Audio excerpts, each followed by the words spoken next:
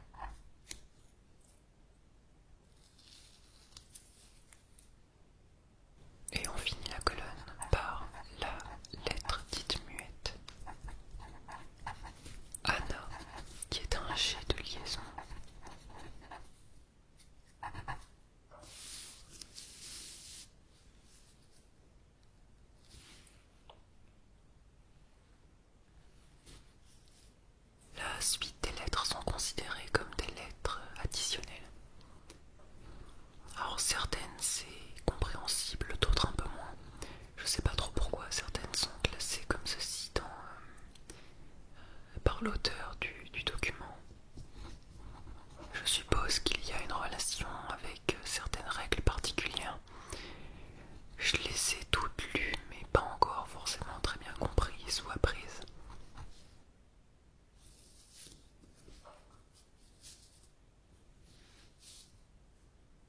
Tiens, d'ailleurs, je vais noter les traditionnels parce que j'avais prévu l'emplacement pour.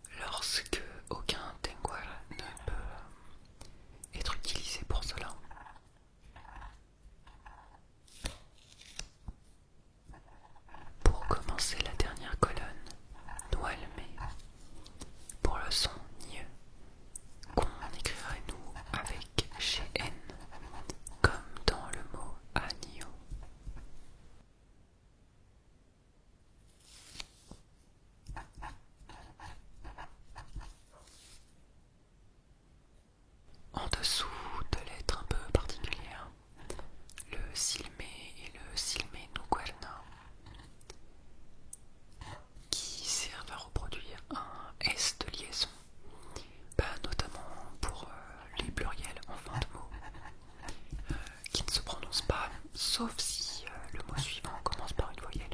Dans ce cas-là, le S fait la liaison.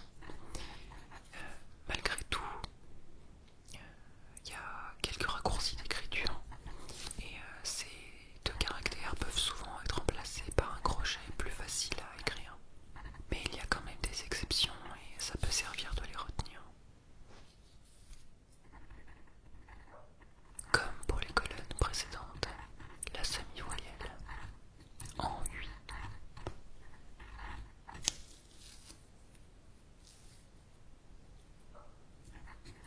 Que l'on retrouve par exemple dans le mot suisse.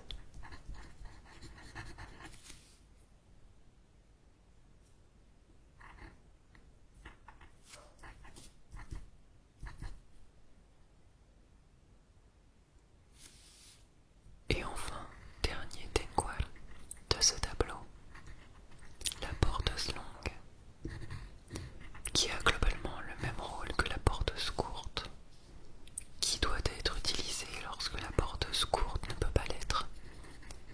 Mais à vrai dire, là j'ai oublié la règle, il faudrait que je la relise.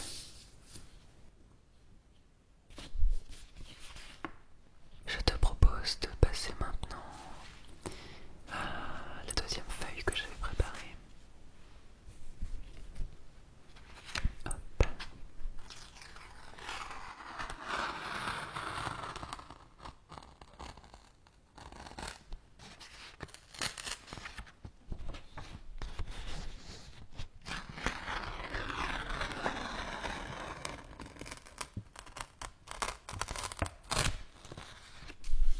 Dans le tableau en haut à gauche, je vais écrire les détails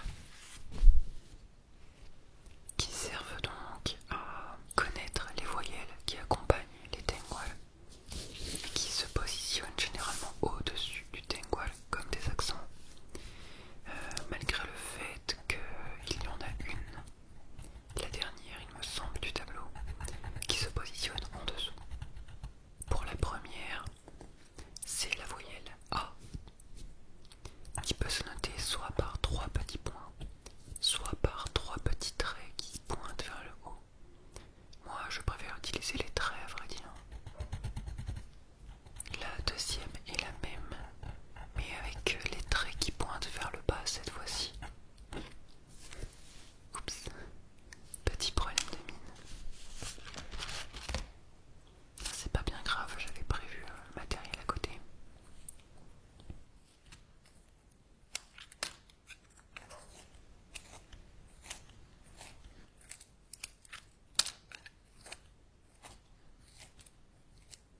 Et donc celle-ci sert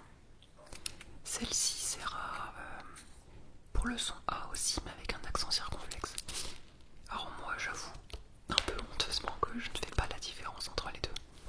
Dans le document il donne en exemple la différence entre patte et patte qu'on écrit avec 2 T ou avec accent circonflexe et un seul T, qui sont 2 mots différents mais que je prononce exactement pareil personnellement. En troisième, on retrouve une sorte d'accent aigu mais un peu plus long, qui sert soit pour le son et, soit pour le son et. Alors comment faire la différence entre les deux? J'ai mis un peu de temps à comprendre.